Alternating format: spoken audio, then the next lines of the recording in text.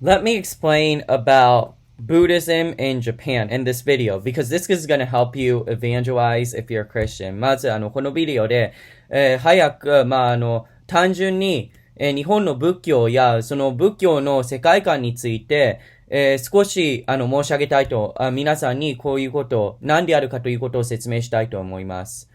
And so, Buddhism was started in India. その仏教というのはインドで始まりました。And the goal of Buddhism is to escape the cycle of reincarnation and to reach enlightenment.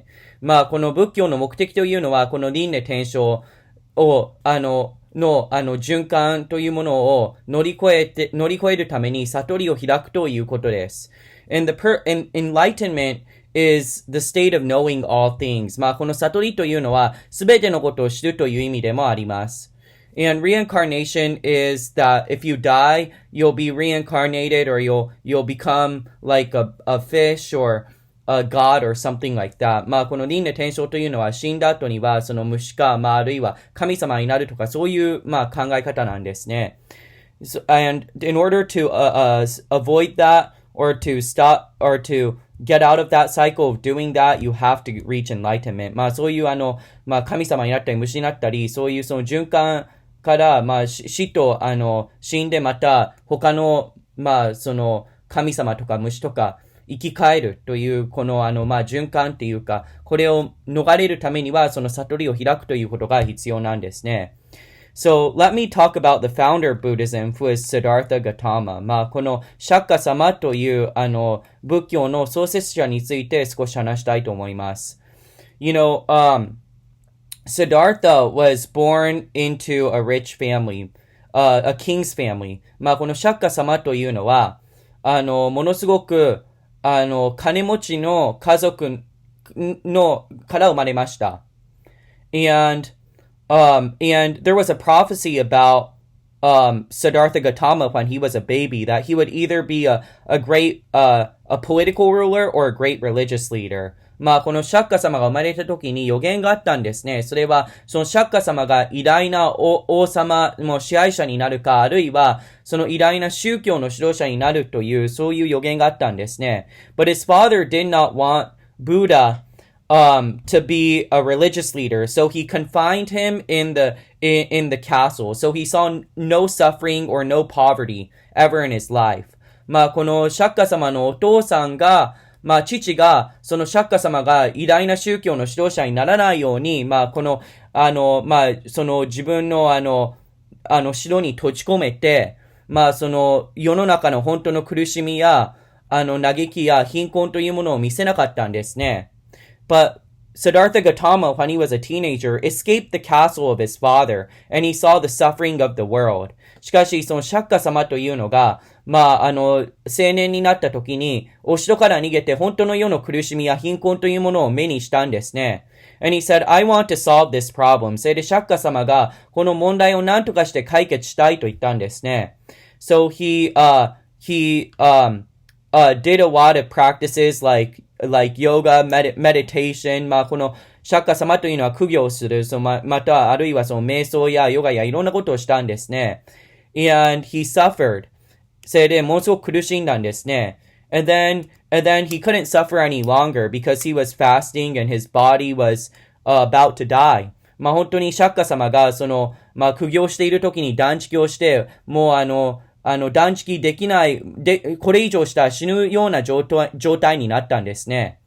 And so at that point he reached, he ate food and then later he reached enlightenment. その食べて元気をつけてまたそうやって悟りを開いたと言われています。And so basically, that is Siddhartha Gautama's life. He was, in Buddhism, you know, the first, person, the enlightened one. この仏教では初めてその悟りを開いた人と言われています。And then there's, two big, sects of Buddhism. この仏教にはその2派があります。So the first one is Theravada and the next is Mahayana. このテレバタとマハヤナというその2つの派があるんですね。Theravada says that, yes, there's other people that are enlightened other than the Buddha, but you must only follow Buddha to reach enlightenment. この、テレバラ教では、テレバラの派では、他には仏さ、悟りを開いた仏もいるけど、このブッダ、その釈迦様だけを従わないとその悟りが開けないということを遂げてるんです。And then in Mahayana they say, yes, you could follow Buddha and the other enlightened people to reach enlightenment. 釈迦様と他にの仏様、悟りを開いた人たちに従えば、自分も悟りを開くことができるとマハヤナは説いているんですね。And so, Mahayana, came to Korea,China and Japan. 中国、韓国、日本といったものは、マハヤナ、仏教を信じてるんですね。そういう仏教、マハヤナ仏教が伝わったんです。And then, so let's talk about Japanese Buddhism now. では、その日本の仏教について話したいと思います。in Japanese Buddhism, この日本の仏教なんですね。Initially, the political structure of Buddhism came into Japan, and the people, the political Buddhists actually killed the Japanese emperor to enforce Buddhism by law on Japan. And by doing so, they thought, well, Japan would be as technologically advanced. We would be an advanced country like China and Korea and the other countries that surround us. この政治的な仏教といって、それは蘇我氏とかいろんなのあったんですけど、政治的な仏教を、支持していた人たちが、もう日本の天皇を暗殺したり、そういう事件もあって、もう強制的にこれが、日本に来たんですね。その時に、そういう人たちがいたので、こうやって日本にそういうことがあって、日本の人たちはそれに抵抗したんですね。So, the thing is, because, so Buddhism, nobody wanted to, そうだ、それで言うの忘れたんですけど、その仏教を受け入れること、政治的な形で仏教を日本が受け入れることによって、他の、日本の周りにある先進国のように日本が強くなるではないかと、そういう考えもあったんですね。But Buddhism in Japan was not very popular. It was resisted by the majority of the Japanese at that time for Shinto. その政治的な仏教が、日本に来た時には、多くの日本人が、ほとんどの日本人がその時神道を信じていたので仏教に抵抗しました。And they resisted against Empress Suiko, Shotoku Taishi, they resisted the construction of the big Buddha statue at Nara. その水庫天皇や聖徳太子やその奈良の大仏のその工事にものすごく日本人反対したんですね。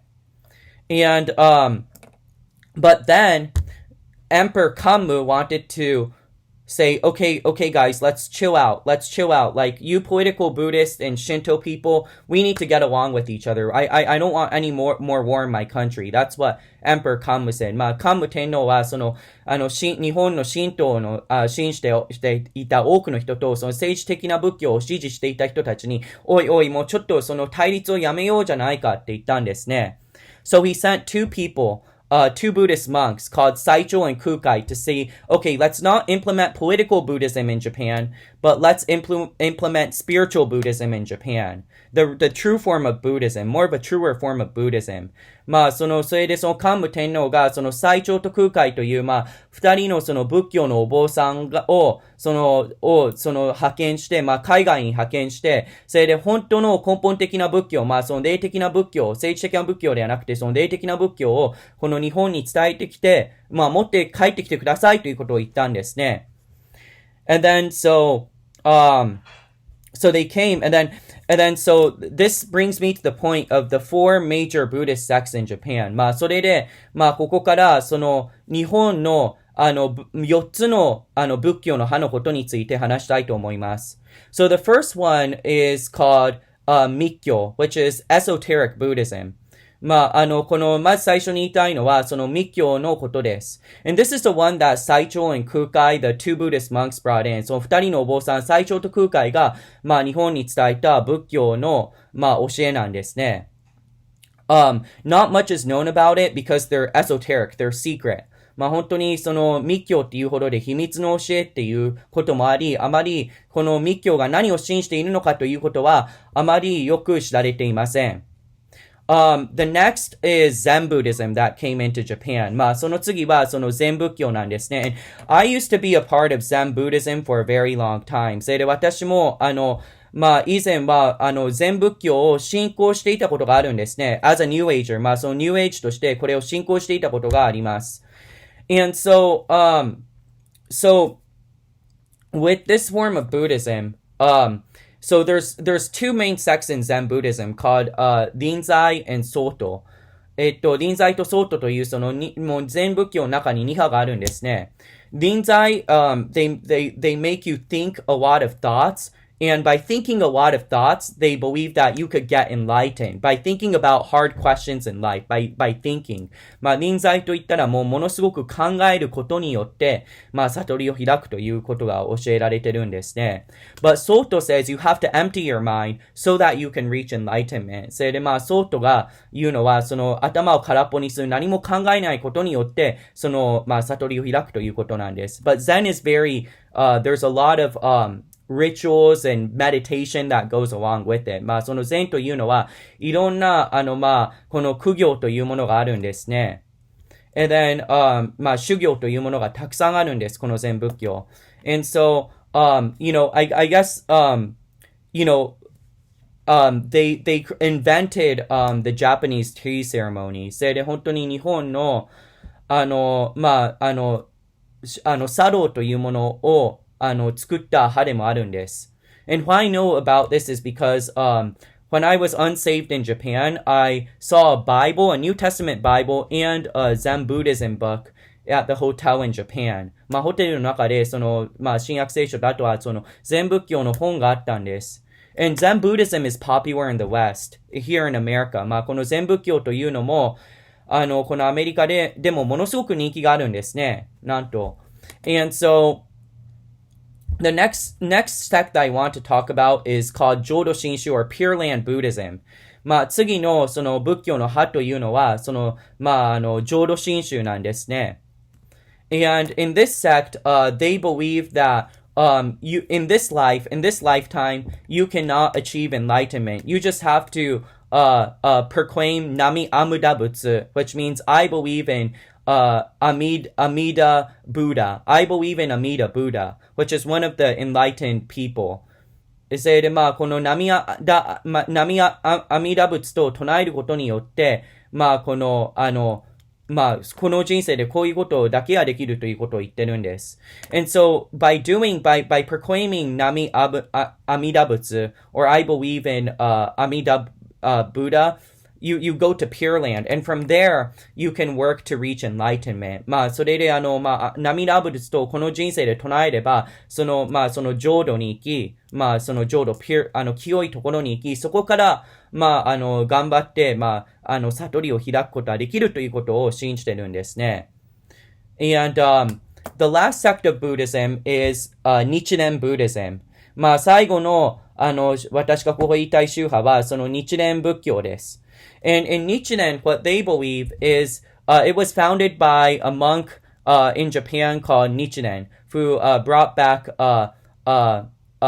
the Lotus Sutra to Japan. この、妙法蓮華経というものを、日本に伝えた、その日蓮というお坊さんに、日本人のお坊さんにより、この、仏様により、作られたんですね。この仏教の派というのが。And, So what this is, what this sect, with this sect, there's basically like a conflict whether or not their founder actually became enlightened, but most people in Nichiren believe that their founder became enlightened, so they say, they proclaim, Namu Myoho Rengekyo, which means I believe in the Lotus Sutra. And so with this, この派なんですけど、この春は、その日蓮様が、仏様かどうかというのも、その対立があるんですけど、ほとんどのその日蓮の人は、その日蓮というその創設者が悟りを開いたということを信じて、その日蓮が信じていた、その妙法蓮華経、南無妙法蓮華経と唱えるんですね。それでその悟りを開くということを信じてるんです。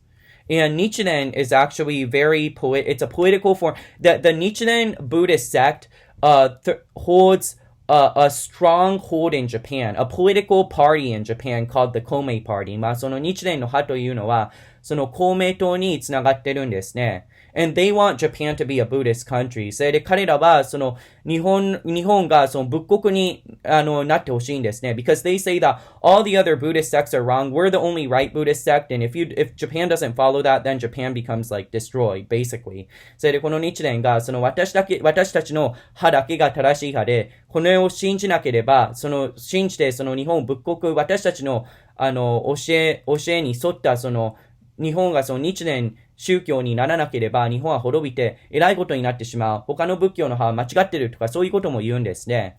So they're pretty aggressive. なので本当に彼らは攻撃的っていうかそうなんですね。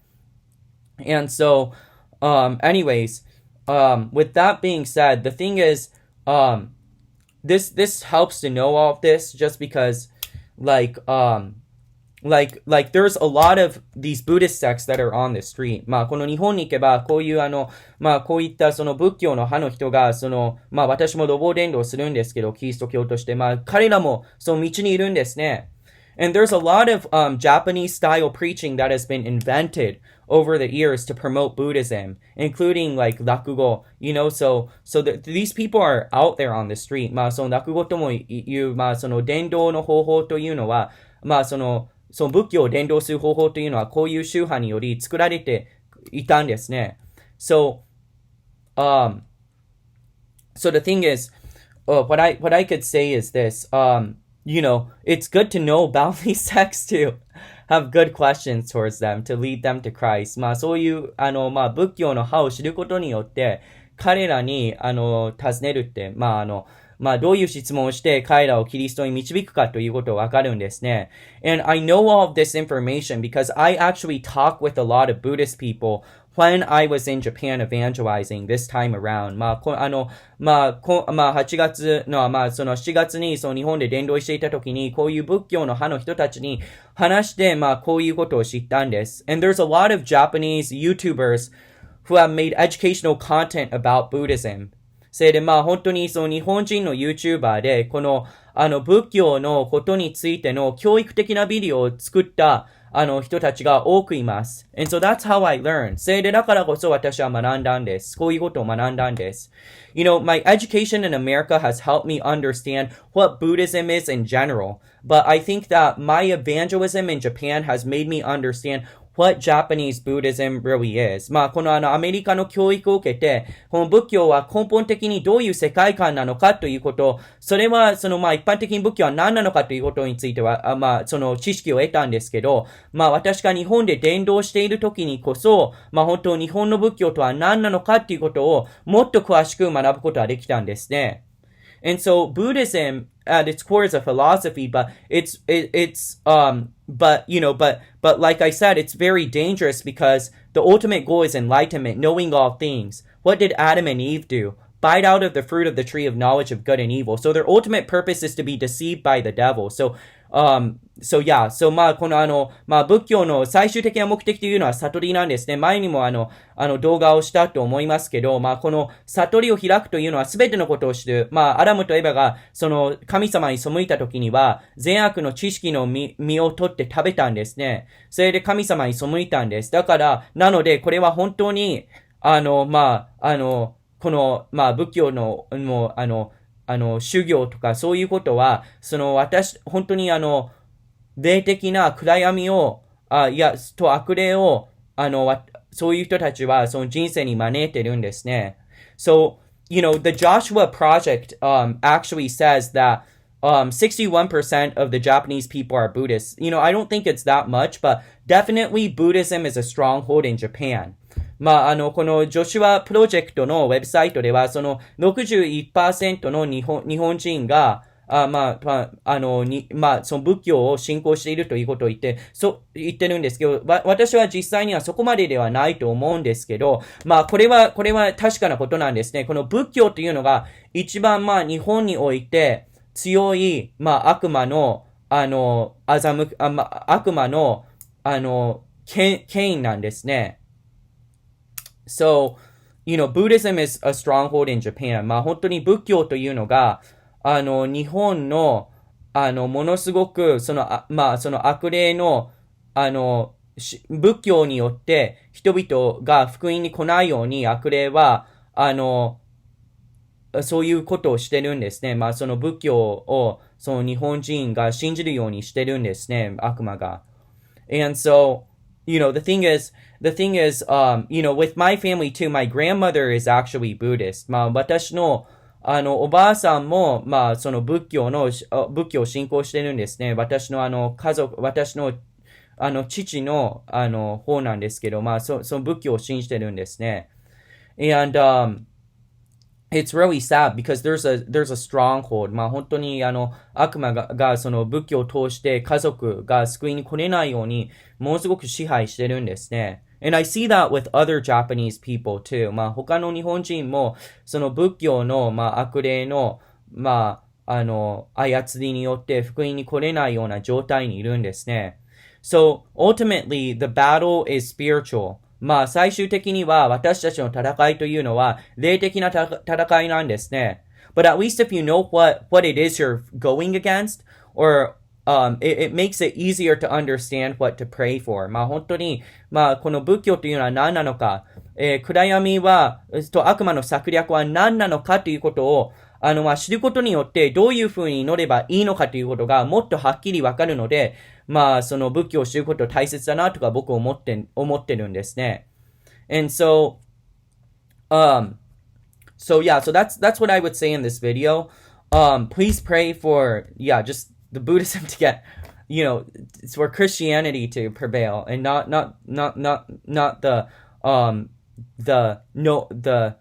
the Buddhism or enlightenment, because enlightenment is very dangerous. 本当にその悟りと仏教というものが日本に盛んにならずに、本当にキリスト教が、イエス様が日本人と出会うように祈ってください。And so that's my video. それでこのビデオを終わりたいと思います。